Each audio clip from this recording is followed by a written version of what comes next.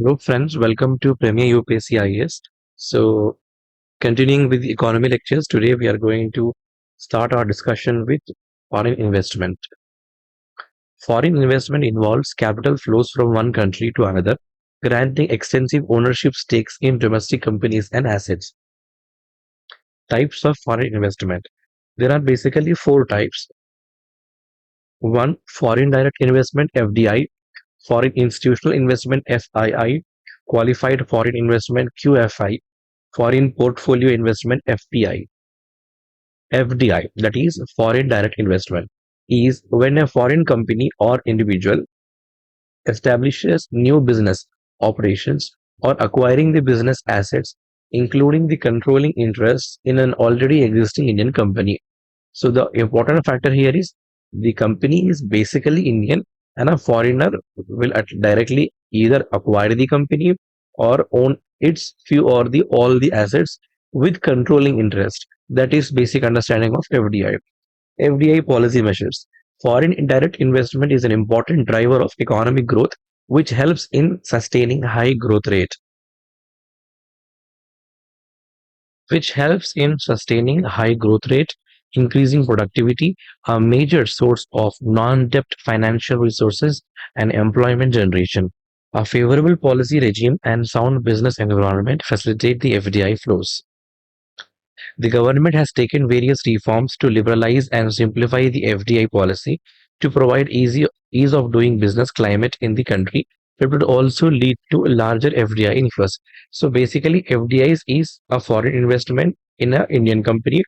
It helps in the growth rate. It helps in the productivity. So it is a type of financial resource without any debt. Means it is not a debt on anyone. It is basically a type of partnership, but not any debt or any kind of loan. So it helps in business development also.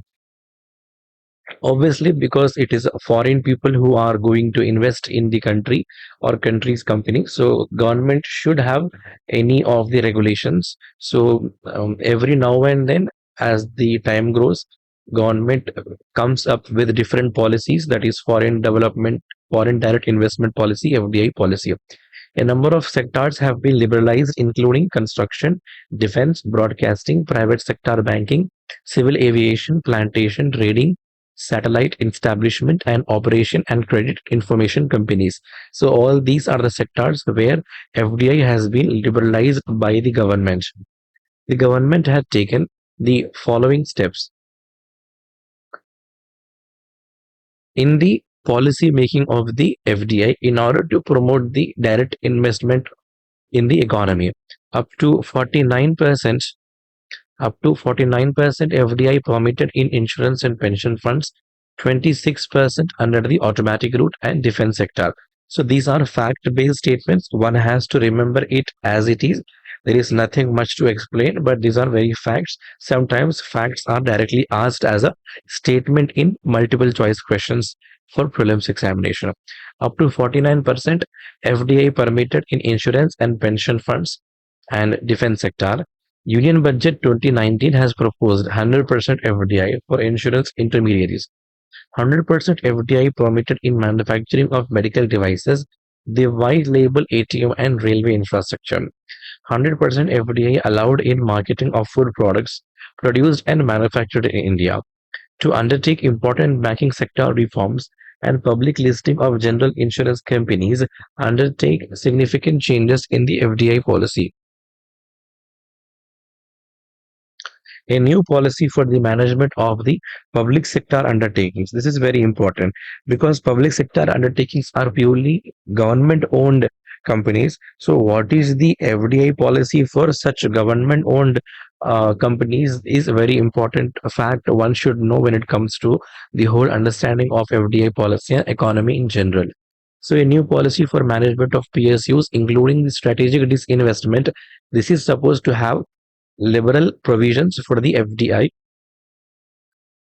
So this kind of liberal provisions for PSUs, including the disinvestment, has started from Union Budget 2016-17. Except a small negative list, FDI policy reforms initiated in 2016-17 brought most of the sectors under the automatic route. Total inflows of the FDI during 2016-17 was almost $60 billion, and these has been increasing every year. Okay. Net foreign direct investment FDI inflows grew by 14.2% in 2018-19. By and large, FDI inflows have been growing at a high rate since 2015-16. This pickup indicates the improvement in confidence of the foreign investors in the Indian economy. Among the top sectors attracting the FDI, equity inflows, services, automobiles, and chemicals were the major categories.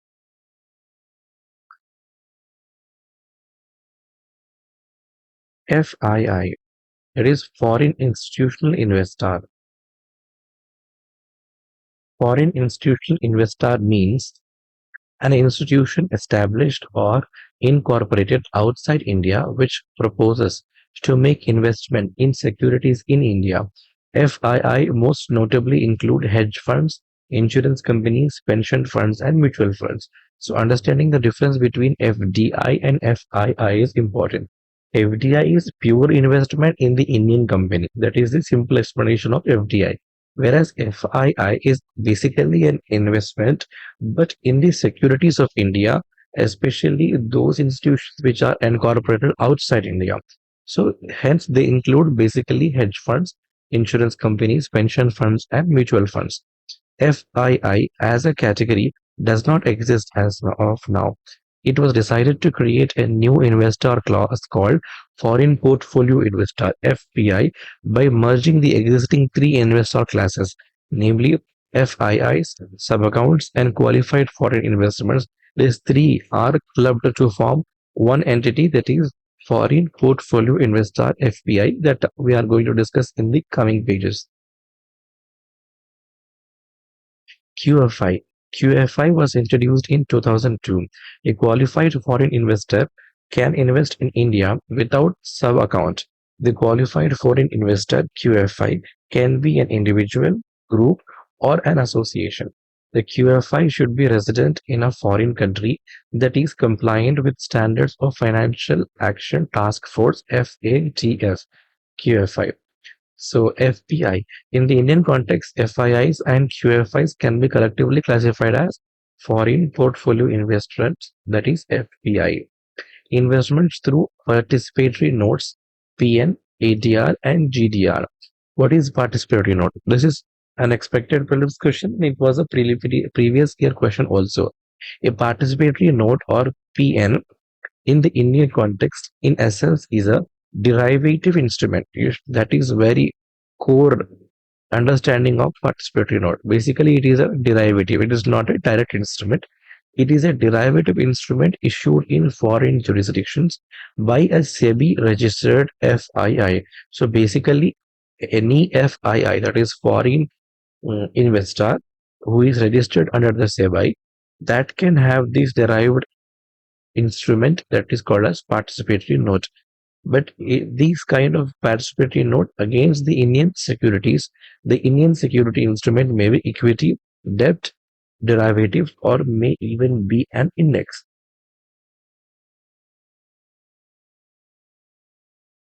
Participatory notes are also known as overseas derivative instruments, or also called as equity linked notes, also called as capped return notes and participating return notes, etc. The investor in the participatory note does not own the underlying Indian security, which is held by the FII, who issues the participatory note.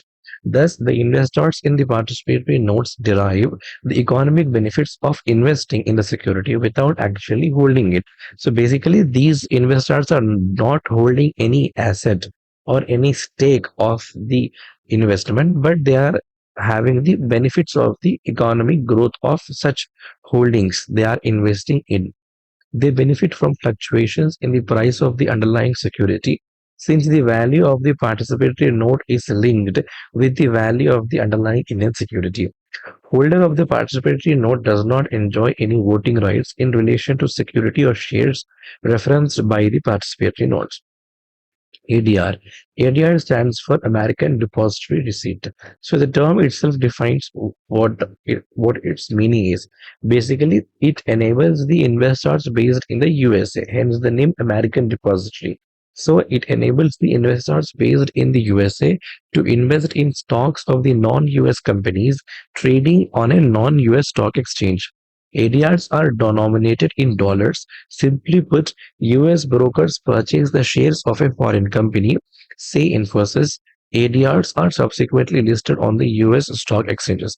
So basically, ADRs are not listed on the US stock exchanges, but only those ADR is investment in the non-US stock exchange.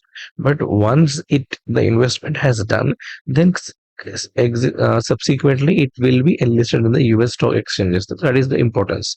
ADRs can be sponsored or unsponsored. Sponsored ADRs are those in which the company actively participates in the process. The ADRs were first offered in the US in the 1920s. A number of Indian companies have issued ADRs. Infosys Technologies was the first Indian company to use the ADR route.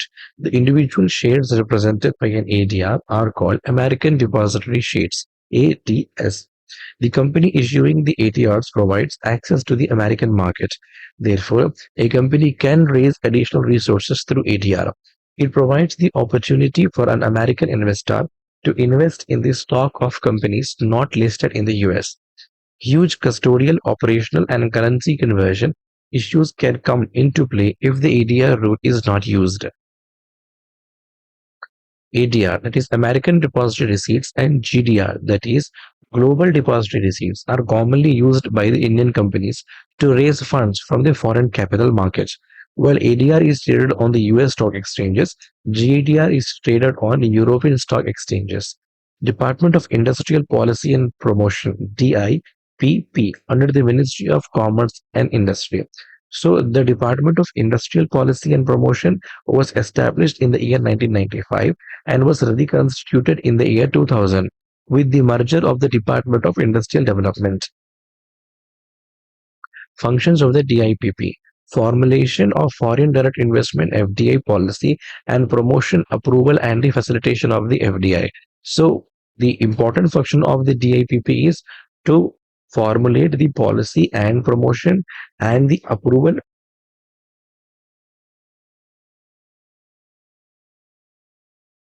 and the facilitation of FDI. Encouragement to foreign technology collaborations at the enterprise level and formulating the policy parameters for the same. Bonds in India. Inflation index bonds. To protect the returns of the investors from vagaries of inflation, the Reserve Bank of India introduced the inflation index bonds. So the name itself is almost indicatory about the reason behind such bonds, and the definition is also very clear. These bonds are primarily made in order to protect the investors from the fluctuation of the inflation. So any fluctuating inflation should not affect the investment done by the investors and the returns they should get. So in order to do that, these inflation index bonds were created. It was proposed by the Union Budget 2013 and 14. The government hopes that inflation index bonds will help increase financial savings instead of buying gold. In present scenario, inflation was eroding savings. Therefore, the rate of return on debt investments has often been below inflation.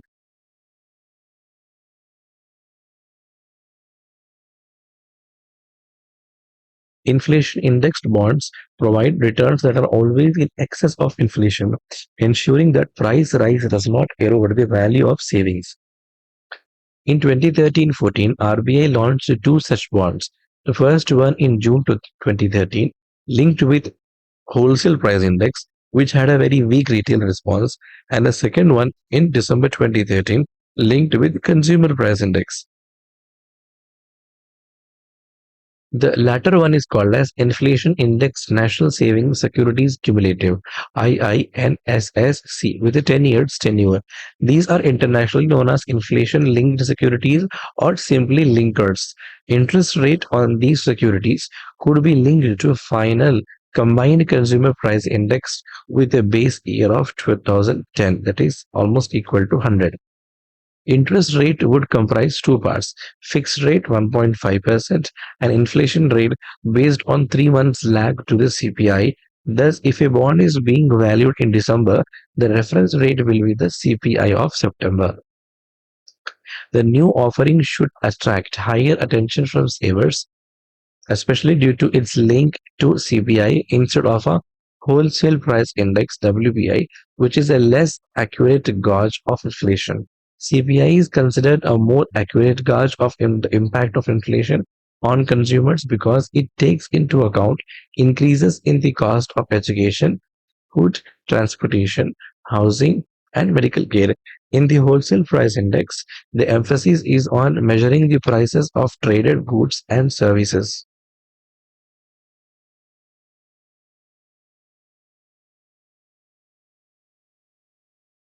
The new offering should attract higher attention from savers, especially due to its link to CPI instead of a wholesale price index WPI, which is a less accurate gauge of inflation. CPI is considered a more accurate gauge of the impact of inflation on consumers because it takes into account increases in the cost of education, food, transportation, housing, and medical care. In WPI, that is Wholesale Price Index, the emphasis is on measuring the prices of traded goods and services. It was in 1997 that the inflation indexed bonds were issued for the first time in India, named as the capital indexed bonds. But there remains a difference between these 2 points as of now.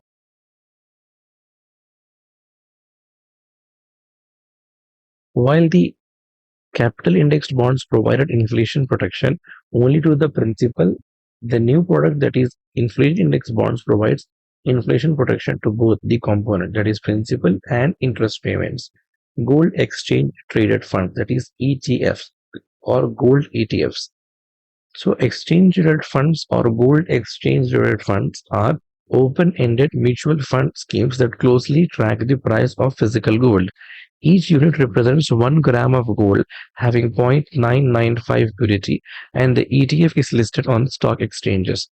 The net asset value of each unit is calculated based on the prices of physical gold prevailing in the on that day and is designed to provide returns that would closely track the returns from physical gold. E-gold. It is another purchase option involving investments in units traded on the National Stock Exchange NSEL. Here, the investor is required to have a demat account with an affiliate of NSEL. E-gold's brokerage and transaction charges are lower than gold ETFs as there are no fund management charges. One can take delivery of gold or sell it in the exchange. But there is also a negative point here from the tax angle. Under e-gold, one has to hold the yellow metal for 36 months to enjoy long-term capital gain benefits, and this is taxed at 20%. For exchange traded funds, that is ETFs and gold funds, the holding period to be classified as long-term is only 1 year. After a year, the exchange-traded funds and gold funds will suffer 10% tax without indexation and 20% after the indexation. For a small investor, gold ETF would appear to be the best option,